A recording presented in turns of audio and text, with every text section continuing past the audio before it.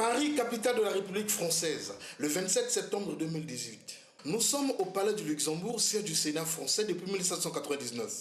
Le président du Sénat congolais Pierre Ngolo est chaleureusement accueilli par son homologue français Gérard Larcher. C'est une ambiance de grand jour car c'est la première fois dans les relations franco-congolaises qu'un président du Sénat congolais est reçu au Sénat français. C'est l'occasion pour les deux personnalités de faire le point non seulement des relations bilatérales entre les deux gouvernements, mais aussi entre les deux institutions. Pour le Congolais Pierre Ngolo, il faut établir un partenariat entre les deux institutions. Il revient aux deux chambres hautes des deux parlements des deux pays de peser sur leurs exécutifs respectifs pour atténuer les tensions susceptibles de naître. Le Congo est en négociation avec le Fonds monétaire international. La République du Congo a plus que besoin de l'appui de son grand partenaire historique et économique qui est la France. Les deux présidents ont aussi abordé les questions de paix en Afrique. Pour Gérard Larcher, président de la Chambre haute du Parlement français, cette occasion historique donnera à jamais une valeur ajoutée aux relations franco-congolaises. La France, comme toujours, apportera son soutien à la République du Congo. Le sénateur congolais a signé le livre d'or du Sénat français. Après échange des cadeaux, le président du Sénat français a offert un banquet à la délégation congolaise. Moi, qui suis gaulliste, le discours de Brazzaville du 30 janvier 1944 constitue une référence et un élément phare. Général de Gaulle, conscient des sacrifices consentis par les Africains pour redonner à notre pays et à l'Europe sa liberté et ses valeurs, reconnaissait que le combat pour la liberté devait apporter plus de liberté à ceux qui l'avaient mené. Et je le cite, comme toujours, la guerre elle-même précipite les évolutions. Parce que cette guerre a pour enjeu ni plus ni moins que la condition de l'homme, et que sous l'action des forces qu'elle a partout déclenchées, chaque individu lève la tête, regarde au-delà du jour et s'interroge sur son destin. Fin de citation du général de Gaulle. Bien, je vous propose que tous ensemble, dans nos relations, nous levions la tête, que nous regardions au-delà du jour et que nous nous interrogions sur notre destin.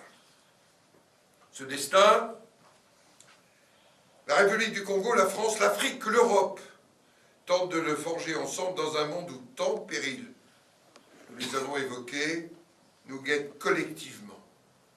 Qu'il s'agisse du terrorisme islamiste, et nous l'avons évoqué quand nous parlions ensemble du lac Tchad, ou de politiques commerciales et financières qui parfois sont agressives, ou de fin du multilatéralisme, ou de repli de certaines grandes puissances sur elles-mêmes, elles peuvent déstabiliser les écosystèmes, affecter les ressources naturelles, et naturellement n'être guère source de bien-être social. Je crois qu'une relation entre nos deux pays doit être fondée en permanence sur le respect et la réciprocité. C'est le sens, d'ailleurs, du discours de Brazzaville. Il n'y a pas de développement qui ne soit fondé sur la réciprocité des intérêts.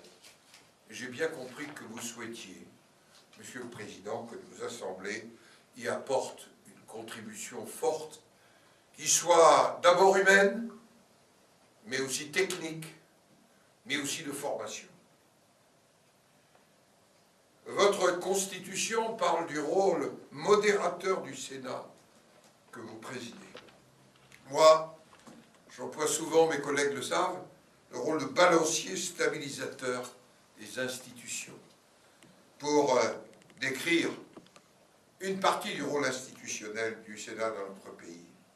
Les secondes chambres sont, me semble-t-il, une des clés sur la voie exigeante de l'approfondissement du parlementarisme, d'une meilleure représentation de la diversité des territoires, sans jamais oublier l'unité de la nation.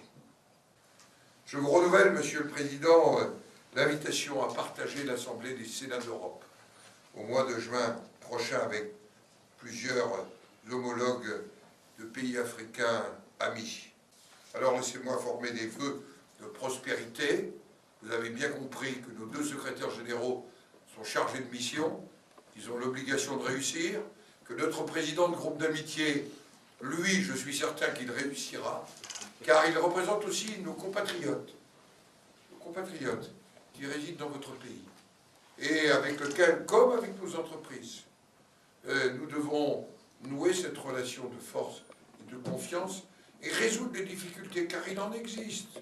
Nous n'allons pas plus parler de finances, mais ces réalités-là aussi, elles existent. Nous sommes très sensibles à votre invitation au Sénat de ce beau pays, la France. Laissez-moi vous exprimer nos remerciements pour tous les soins qui ont été mis dans l'organisation de notre séjour et pour ces délicates marques d'attention dont la délégation qui m'accompagne et moi-même sommes entourés depuis notre arrivée dans cette belle ville de Paris. Depuis 2 jours, ici à Paris, et tout au long de nos entretiens, nous avons ressenti cette chaleur humaine qui symbolise l'amitié entre les peuples, l'amitié entre le peuple français et le peuple congolais.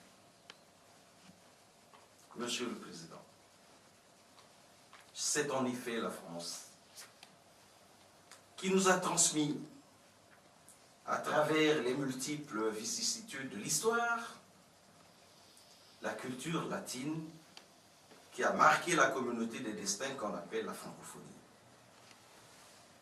C'est d'elle que, pour l'essentiel, sont issues nos conceptions et nos valeurs en matière de philosophie,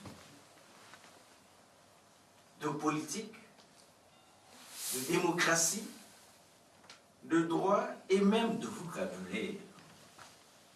Le français, langue latine comme le grec, a influencé tant de peuples, dont le nôtre, le peuple congolais. Pour tout dire, le Congo et la France ont une longue histoire commune. Une histoire marquée par des moments forts et dynamiques.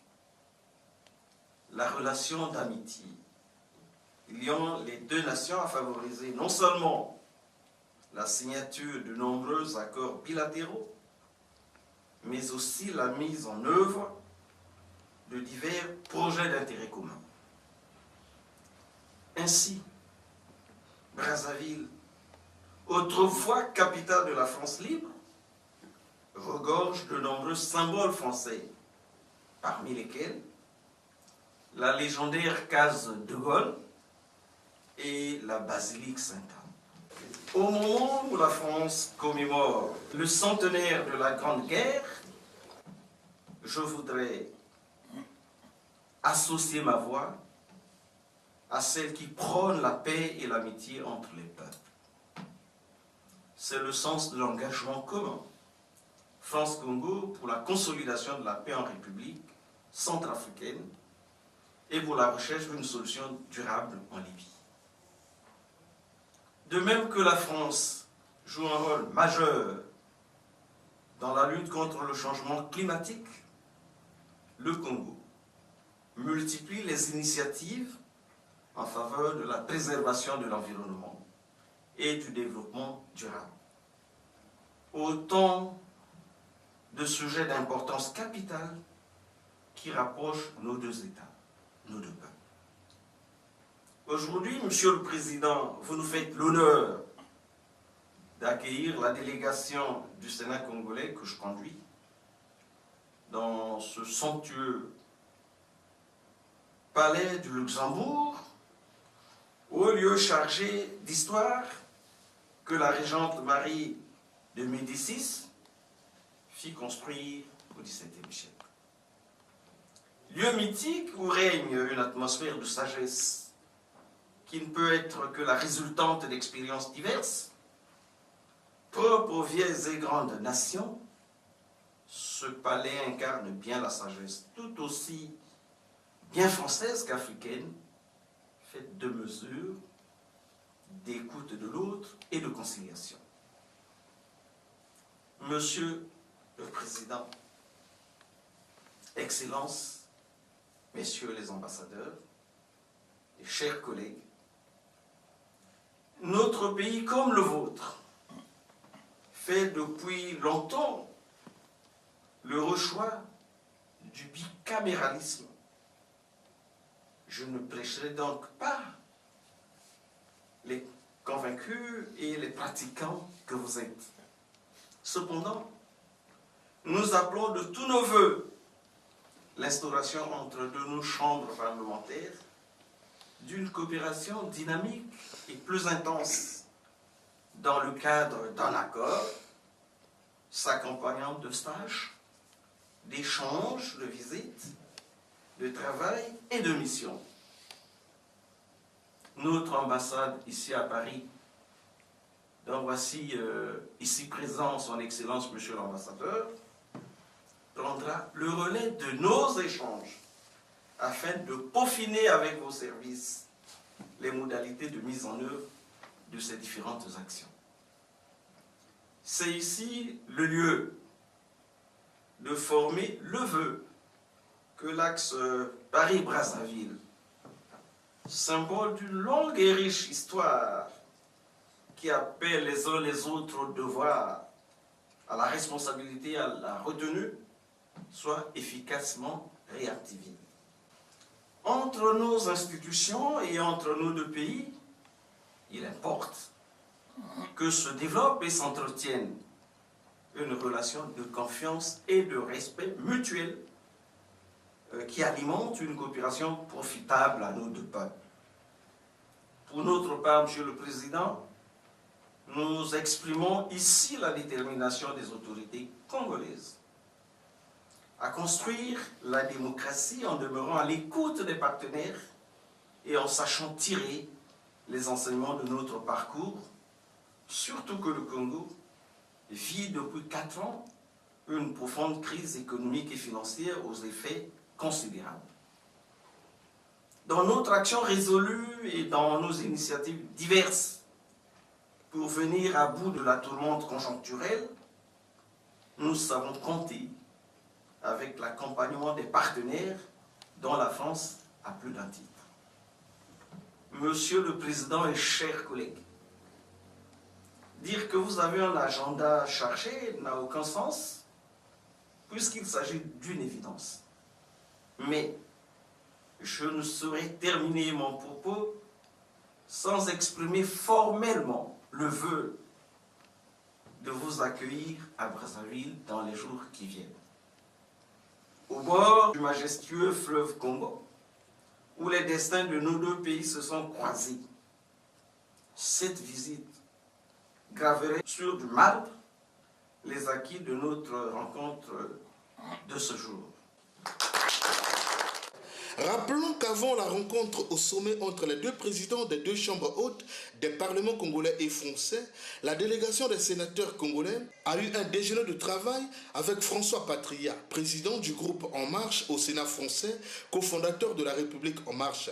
Les deux partis ont plaidé pour la densification des échanges entre les deux institutions. Les sénateurs congolais ont en outre conféré avec Jean-Marie Bockel, représentant du Congo au groupe d'amitié France-Afrique centrale au Sénat français. Le réchauffement des relations entre les deux institutions était le centre d'intérêt. Les deux délégations des sénateurs ont procédé à la visite du palais du Luxembourg, surtout de son hémicycle où on pouvait lire les noms des anciens sénateurs comme Victor Hugo et François Mitterrand. Pierre Ngolo a en outre échangé avec Bruno Retailleau, président du mouvement Force républicaine au Sénat, président du groupe Les Républicains, groupe majoritaire au Sénat français.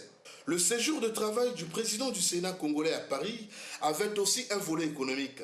C'est pourquoi, dans la matinée du 26 septembre, Pierre Ngolo et sa délégation ont eu des entrevues avec le directeur général délégué de l'Agence française de développement, Jérémy Pelé, qu'assistait la directrice Afrique de l'AFD, Rima Lekogik.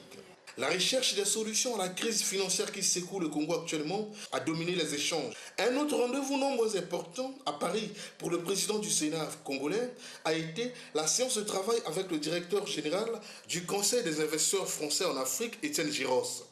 Organe regroupant plus de 180 entreprises françaises, le Conseil des investisseurs français a réaffirmé sa volonté d'investir au Congo car pour eux, c'est un devoir historique.